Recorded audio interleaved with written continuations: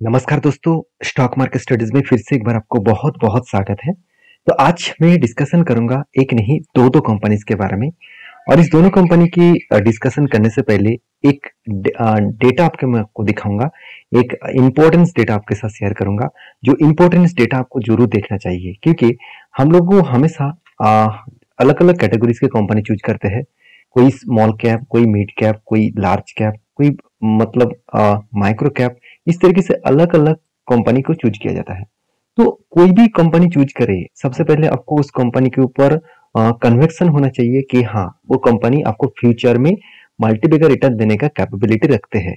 देखिए, ऐसे नहीं कि आपने 10 कंपनी चूज कर लिया और 10 में से 10 ही कंपनी आपको प्रॉफिट देगा, ऐसे हो नहीं सकता।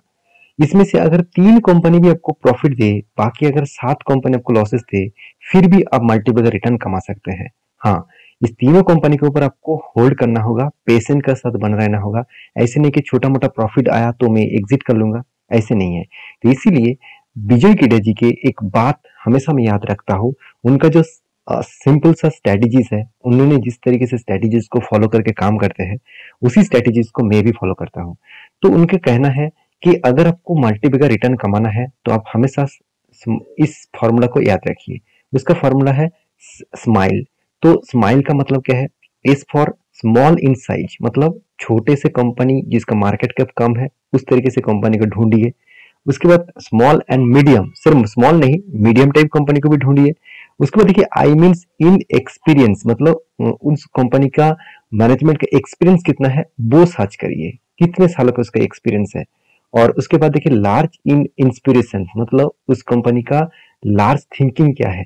तो आज का जो बिजनेस चल रहा है वो अपकमिंग 10 ईयर्स में उसका थिंकिंग क्या है वो देखना है। उसके साथ साथ extra large in market potential, मतलब उसका ग्रोथ होने का चांसेस कितना है वो भी देखना है। तो ये मेरे बात नहीं है, ये विजय किडे जी की बात है, और उन्होंने इस तरीके से फॉर्मूला को फॉलो करके ही आज मल्टीबैगर रिटर्न कमा चुके हैं। तो मैं इस बात को आपको इसलिए दिखा रहा हूँ क्योंकि आज जो दो कंपनी के बारे में बात करूंगा, उनमें से एक कंपनी इनके पास भी है, और उस कंपनी के ऊपर सबसे ज्यादा अभी अभी के लिए सबसे ज्यादा इन्वेस्टमेंट उन्होंने करके रखे हैं। तो मैं उन्होंने इन्वेस्ट किया इसलिए मैं इस कंपनी के ऊपर निवेश किया, ऐसे बिल्कुल नहीं। मुझे भी उस कंपनी का फ्यूचर और पोटेंशियल अच्छा लगा, जो आज तो खराब है मगर फ्यूचर में ग्रोथ होने का चांसेस हाई लेवल में है। क्यों? चलो मैं आपके साथ शेयर करता हूँ। तो आगे बढ़ने से वीडियो में तो मैं जरूर रिक्वेस्ट करूंगा, मेरे चैनल को जरूर सब्सक्राइब कर लीजिए इस तरीके से इन्फॉर्मेशन और अपडेट्स पाने के लिए। और टेलीग्राम को भी ज्वाइन कर सकते हैं एज अ लर्निंग पर्पस में, सारे लिंक्स नीचे दिए गए हैं। और अभी तक अपने डीमेट अकाउंट ओपन नहीं किया, आप नीचे लिंक से जाकर डीमेट अकाउंट ओपन भी कर सकते हैं। आपको एक्स्ट्रा बेनिफिट मेरे तरफ से आपको जरूर मिलेगा। तो सबसे पहले जो कंपनी है जिसका नाम है, आप देखेंगे तो जमुना ऑटो इंडस्ट्रीज लिमिटेड। तो ये एक ऑटो इंडस्ट्रीज कंपनी है। तो दोनों ही आज की जो कंपनी होगा, दोनों ही ऑटो सेक्टर से बिलोंग करते हैं, और दोनों ही छोटा सा कंपनी है। इसका मार्केट कैप कितना है? सिर्फ 5,000 करोड़ के आसपास आप बोल सकते हैं। इस कंपनी का बिजनेस क्या है, सबसे पहले वो समझ लीजिए। देखिए, कंपनी जब से स्टार्ट हुआ तब से लेकर धीरे धीरे करके खुद को अलग लेवल से रिप्रेजेंट किया। कंपनी का जो बिजनेस है वो 1957 से स्टार्ट हुआ। देखिए, 1957 मतलब मैनेजमेंट का एक्सपीरियंस भी है। उसके साथ 1998 में कंपनी देखा जाए तो अलग लेवल का कंपनी बिजनेस को उस जगह से यहाँ पे तक कंपनी के पहुंचाया। और कंपनी की सबसे बड़ी बात है, अलग अलग जगह पे कंपनी का बिजनेस फैला के रखा है, अलग अलग जगह पे कंपनी प्लांट बना के रखे है।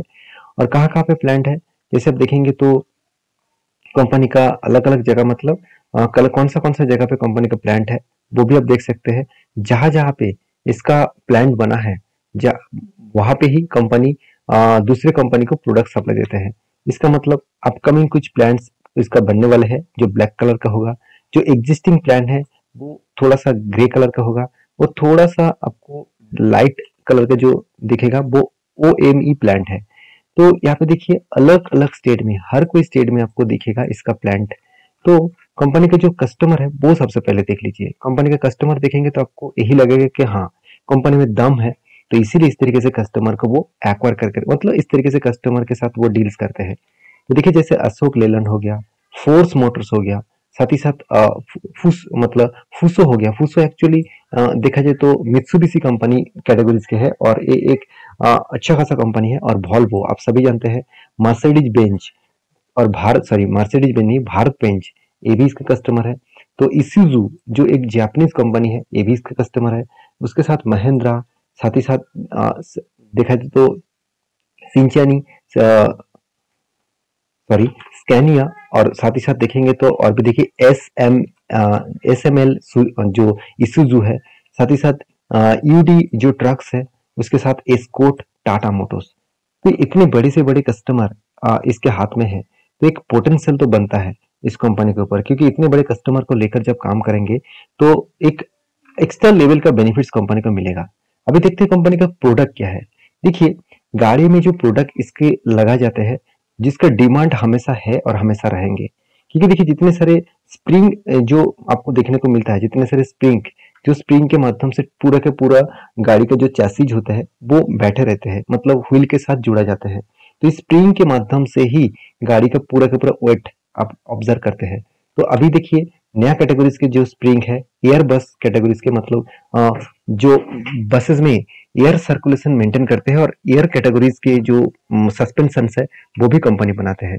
तो अलग अलग कैटेगरीज के कंपनी का प्रोडक्ट है। उसके साथ साथ कंपनी एग्रीकल्चर प्रोडक्ट भी बना रहा है, जैसे एग्रीकल्चर में लगाए जाते हैं जो जो प्रोडक्ट है उसका भी प्रोडक्ट कंपनी बना रहा है। तो सोचिए कंपनी अलग अलग प्रोडक्ट को मार्केट में बेच रहा है। उसके साथ साथ बियरिंग से लेकर, जैगरॉड से लेकर, कंपनी क्लाथ से लेकर वाटर पंप, साथ ही साथ जो टेलर एक्सल्स है, उसके साथ ब्रेक जो लाइंस है, वो सारे प्रोडक्ट्स कंपनी बनाते हैं। इसका मतलब जो प्रोडक्ट का डिमांड हमेशा रहेंगे उसी तरीके से प्रोडक्ट्स कंपनी बना रहा है।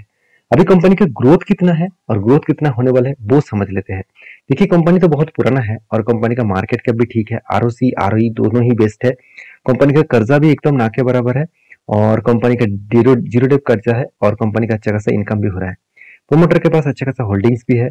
अगर यही चीज को मैं यहाँ पे आपको रेवेन्यूज के बारे में डिस्कशन करूं, तो रेवेन्यूज देखेंगे तो कंटिन्यूसली कंपनी क्या कर रहा है, रेवेन्यूज को मतलब थोड़ा सा करेक्शन हुआ था, कोविड के टाइम में इसका करेक्शन हुआ था। उसके बाद देखिए धीरे धीरे करके कंपनी खुद को लेवल्स को अलग लेवल में पहुंचा रहा है। उसके साथ साथ कंपनी रेवेन्यूज को साथ साथ कंपनी देखा जाए तो प्रॉफिट को भी अच्छा खासा ग्रोथ किया। जिस तरीके से रेवेन्यूज का ग्रोथ हुआ उस तरीके से प्रॉफिट का भी ग्रोथ हुआ। नेटवर्क भी, कंपनी का नेटवर्क भी कंटिन्यूसली बढ़ते गए, आज तक कभी भी नेटवर्क कम नहीं हुआ। तो सारे पॉइंट्स कंपनी के फ्लेवर में है। और यही चीज को मैं एज ए कंपनी का बैलेंस शीट के हिसाब से दिखा दूं, तो देखिए कंपनी का रिजर्व 113 करोड़ के आसपास था, वो बढ़ के हो चुके कितना 744 करोड़। इसका मतलब हर साल में खुद का जो रिजर्व है वो बढ़ते चले गए।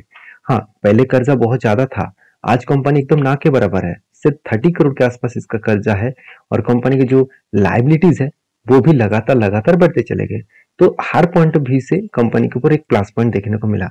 तो कंपनी के देखिए फिक्स एसेट वो भी बढ़ते चले गए, और कंपनी CWIP का मतलब होता है कैपिटल वर्किंग इन प्रोसेस, मतलब कुछ कैपिटल्स कंपनी बिजनेस के प्रोसेसिंग में लगा रखे हैं, उस प्रोसेसिंग खत्म होने के बाद डायरेक्टली पैसा फिक्स एसेट में ऐड होता दिखेगा। तो ये भी एक कंपनी के लिए प्लस पॉइंट है। तो सारे पॉइंट्स कंपनी के प्लस पॉइंट के हिसाब से देखने को मिला। अभी कंपनी के एज ए इन्वेस्टर के बारे में बात करूं, देखिए प्रोमोटर से लेकर FISDS पब्लिक हर कोई इस कंपनी के ऊपर निवेश करना चाहते हैं। क्यों ना निवेश करे, जो कंपनी में इतना पोटेंशियल है, जो कंपनी में इतना दम है, तो हर कोई चाहेंगे उस कंपनी के ऊपर रहने के लिए। तो बाकी आप समझदार है, उस समझदारी से काम करिएगा। मेरे कहने पे सिर्फ सारे चीजों को पढ़िए, देखिए, स्टडी करिए, और बाकी आपको काम करना है तो प्लीज आपके रिसर्च के हिसाब से ही जरूर करिए।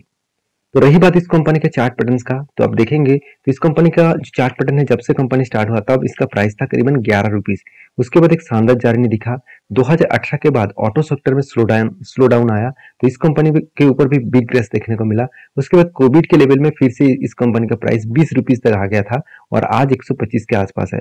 तो कंपनी देखिए एक इसी तरीके से पैटर्न यहाँ पे भी बना रहा है, तो इसका मतलब फिर से एक लॉन्ग जर्नी कंपनी दिखाएगा। तो ये तो था फर्स्ट कंपनी। सेकंड कंपनी कौन सा है, चलो वो मैं आपको बताता हूँ। सेकंड कंपनी एक्चुअली जो है वो विजय केडे जी का कंपनी है, मतलब विजय केडे जी का कंपनी नहीं है, उन्होंने सबसे ज्यादा इन्वेस्टमेंट करके रखे हैं। उसका नाम आपको बोलने का जरूरत नहीं, उसका नाम है अतुल ऑटो। देखिए अतुल ऑटो मेरे हिसाब से एक बेस्ट कंपनी है। आज शायद कंपनी का परफॉर्मेंस उतना खास ना दिखे, शायद कंपनी लॉसेस में भी दिखे, तो मुझे लगता है इस कंपनी का बिजनेस जो है वो फ्यूचर में बड़ा होने का कैपेबिलिटी रखते हैं। क्यों, चलो मैं आपको दिखाता हूँ। सबसे पहले इस कंपनी का प्रोडक्ट देख लीजिए। कंपनी जब से स्टार्ट हुआ, तब कब स्टार्ट हुआ, 1975 में। तब कंपनी फर्स्ट टाइम इस तरीके से कुछ और मतलब रोड जो मस्टर्ड जो कार है, मतलब गाड़ियां है, इस तरीके से कुछ मतलब टिकटॉक इस तरीके से कुछ गाड़ियां कंपनी बनाया है। उसके बाद देखिए सेकेंड 2000 में कंपनी कुछ इस तरीके से अतुल जो शक्ति है इस प्रोडक्ट को बनाया। 2003 में कंपनी फिर से एक नया प्रोडक्ट लॉन्च किया जो कस्टमाइज किया व्हीकल्स का। उसके बाद 2009 में कंपनी फर्स्ट टाइम अतुल का जो ऑटोस है वो बनाया। उसके बाद देखिए जो कार्गो सिस्टम का मतलब जो पैसेंजर नहीं देखा जाए तो लागेज जो लागेज कैरियर कैटेगरीज की जो गाड़ियां है उस तरीके से गाड़ियां बनाया 2011 में। उसके बाद 2013 में फिर से एक नया मतलब ऑटो जैसा प्रोडक्ट उन्होंने लॉन्च किया। तो इस तरीके से देखिए हर साल में कंपनी अलग अलग कैटेगरीज के प्रोडक्ट लॉन्च किए। और कंपनी का देखिए जो प्रोडक्ट है वो टोटल 8 अलग अलग कैटेगरीज का कंपनी का प्रोडक्ट है। चाहे वो एलपीजी के ऊपर हो, चाहे वो पीएनजी के ऊपर हो, सॉरी सीएनजी के ऊपर हो, चाहे वो पेट्रोल के ऊपर हो, चाहे वो ईवीज के ऊपर हो, अलग अलग कैटेगरीज के गाड़ियां कंपनी बनाते रहते हैं। तो एक हाई स्टेन्ड कंपनी है जो कंपनी फ्यूचर में एक अच्छा खासा ग्रोथ करने का कैपेबिलिटी रखते हैं। और कंपनी सिर्फ इंडिया में नहीं बाहर की कंट्री में भी कंपनी धीरे धीरे करके खुद को एक्सटेंड कर रहा है। और सबसे बड़ी बात है कंपनी जहां जहां पे बिजनेस कर रहे हैं, आप ध्यान से देखना इस चीज को, कंपनी अलग अलग कंट्रीज के ऊपर तो बिजनेस कर रहे हैं। उसके साथ सबसे पहले देखेंगे कंपनी का जो मतलब ट्रेनिंग सेंटर है वो कहाँ कहाँ पे है। जो आपको ऑरेंज कलर का दिख रहा है वो ट्रेनिंग सेंटर है। और बाकी जो ग्रीन कलर का दिख रहा है 15 रीजनल ऑफिस है इसका। और ऑल ओवर इंडिया में कंपनी के तो बिजनेस चलते रहते हैं। जैसे 200 से भी ज्यादा इसका प्रीमियर डीलरशिप है। उसके साथ साथ 120 सेकेंडरी डीलरशिप है। और ध्यान दीजिएगा कंपनी इंडिया के बाहर Nepal, Tanzania, Kenya, south Africa, Nigeria, साथ ही साथ देखिए मैक्सिको और इस तरीके से एक अलग अलग कंट्रीज में खुद का प्रोडक्ट बेचते हैं। यूके में भी कंपनी का प्रोडक्ट चलते हैं। साथ ही साथ इथियोपिया, कंबोडिया, बोलिविया, इस तरीके से पेरू, इस तरीके से अलग अलग कंट्रीज में खुद का प्रोडक्ट बेचते हैं। ईरान हो गया, साथ ही साथ आप देखेंगे तो इक्वेडर हो गया, उसके साथ फिलीपींस हो गया। तो अलग अलग कंट्रीज में खुद का प्रोडक्ट को बेचा जाता है। तो कितना स्ट्रेंथ है आप देख सकते हैं कंपनी का जो पैसेंजर व्हीकल्स इंडस्ट्रीज में कंपनी का सबसे ज्यादा गाड़ियां कंपनी के पैसेंजर्स के हिसाब से, और वो गाड़ी का नाम आप देख सकते हैं। और कार्गो में भी बहुत सारा गाड़ी इस कंपनी का दिखेगा। तो कंपनी की जो बिजनेस स्ट्रेंथ है वो आपको दिख चुके हैं। अभी कंपनी क्या बता रहा है वो देख लीजिए। कंपनी बता रहा है कि एग्जिस्टिंग प्लान जो है will be able to centre the growth for next 2 years with the current capital मतलब capacity of 60,000 vehicles per annum. मतलब कंपनी का जितने सारे एग्जिस्टिंग प्लांट है उस प्लांट के हिसाब से कंपनी 60,000 से भी ज्यादा पर एनम वो गाड़ियां मैन्युफैक्चरिंग करेंगे। तो सोचिए यहाँ पे भी कितना स्ट्रेंथ है कंपनी का। तो हाई पॉसिबिलिटी है कंपनी अलग लेवल के काम करने वाले हैं। तो मैं इसीलिए इस कंपनी के ऊपर स्ट्रॉन्ग फीलिंग्स मतलब स्ट्रॉन्ग बुलिश फील करता हूँ, क्योंकि कंपनी आज शायद उतना खास परफॉर्मेंस ना दिखाए। जैसे मैं आपको दिखा देता हूँ, देखिए 1500 करोड़ का मार्केट कैप है। आरओसी आरओई में कुछ खासियत नहीं है। एनुअल इनकम भी उतना खास नहीं है। एकदम 3 करोड़ का प्रॉफिट इस बार किया। और कंपनी का प्रोमोटर के पास होल्डिंग्स कितना है 46% के आसपास। तो जब कंपनी का सारे पैरामीटर्स कुछ इस तरीके से दिखे तो क्या उस कंपनी के ऊपर आपको भरोसा आएगा? बिल्कुल नहीं। फिर भी मैं आपको बता रहा हूँ कि कंपनी का जो स्ट्रेंथ है वो बहुत स्ट्रांग है, क्योंकि कर्जा कंपनी इस बार इसीलिए लिया क्योंकि कंपनी को इस बार अच्छा खासा प्रोजेक्ट मिला। कितना प्रोजेक्ट मिला ध्यान से देखना, 27 करोड़ के आसपास। और उसके साथ साथ कंपनी के जो ड्यूज है मतलब जो पेड्स पेबल है, कंपनी को पेमेंट भी करना है कितना 47 करोड़ के आसपास। और कंपनी की जो प्रॉफिट एंड लॉस है वो आप अगर आपको चार्ट पैटर्न के हिसाब से दिखा दूं तो यहाँ पे आप देखेंगे तो अतुल ऑटो में देखिए जो नेटवर्क जो है वो कंटिन्यूसली बढ़ते जा रहा है, मगर जो रेवेन्यूज है वो देखिए थोड़ा सा नीचे आए थे कोविड के टाइम में, उसके बाद फिर से रिकवरी हो रहा है। उसी हिसाब से प्रॉफिट भी देखिए कंपनी का शानदार प्रॉफिट हुआ करता था। कोविड के बाद सेकेंड वेव में लॉस किया कंपनी, 2022 में लॉस किए, 2023 में फिर से कंपनी प्रॉफिट को जर्नी स्टार्ट किए। तो एक पॉसिबिलिटी है कंपनी का अपकमिंग कुछ ईयर्स में अच्छा खासा ग्रोथ करने का। अभी रही बात कंपनी का इन्वेस्टर के मतलब एज ए इन्वेस्टर के हिसाब से दिखा तो ध्यान दीजिएगा एफआईएस और डीएस के पास होल्डिंग्स नहीं है। प्रोमोटर के पास सबसे ज्यादा होल्डिंग्स पब्लिक के पास है। और इसी पब्लिक के अंदर आपको 2 व्यक्ति का नाम दिखेगा, विजय केडे जी। और विजय केडे का जो सिक्योरिटीज प्राइवेट लिमिटेड कंपनी है इस दोनों में ही उन्होंने निवेश करके रखे हैं। सबसे ज्यादा होल्डिंग कंपनी के ऊपर विजय केडे जी ने ही निवेश करके रखे, करीबन 13.70% के आसपास। उसके साथ साथ जो मतलब सोहेल गुप्ता है उन्होंने भी निवेश करके रखे हैं छोटा मोटा क्वांटिटी। और इस तरीके से अलग अलग पब्लिक जो है वो निवेश करके रखे हैं। अभी रही बात चार्ट पैटर्न्स का, तो अतुल मैं एक बार लिख लेता हूँ। हाँ, अतुल लिमिटेड नहीं, अतुल ऑटो के बारे में बात करूँ। देखिए अतुल ऑटो का जो चार्ट पैटर्न्स है कुछ इस तरीके से बना। और इस तरीके से क्यों बना, ये जो लेवल है, इस लेवल में विजय केडी जी ने निवेश किया था और देखिए धमाका परफॉर्मेंस दिया। और मैंने आपको ये भी बताया कि ये जो भी शेप्स बना है इसको वो रिकवरी करेगा जब इस तरीके से कंपनी कुछ पैटर्न क्रिएट करता है। और कोविड के बाद इस कंपनी ने धमाका परफॉर्मेंस कर दिया। कोविड के टाइम से लेकर अगर टॉप लेवल तक देखूं तो ऑलमोस्ट 350% का रिटर्न दिया। तो कंपनी में स्टेबिलिटी है, स्ट्रेंथ है एज ए लॉन्ग टर्म के लिए। तो आप समझदार है तो समझदारी से काम लीजिए। बाकी देखिए रिक्सी प्लेयर जो नहीं है, जो लोग रिक्स नहीं लेना चाहता, तो मैं जरूर कहूंगा इस तरीके से कंपनी से दूरी रही है, क्योंकि कंपनी रिक्सी है। रिटर्न भी जितना देने का कैपेबिलिटी रखते हैं उतना लॉस देने का भी कैपेबिलिटी रखेंगे।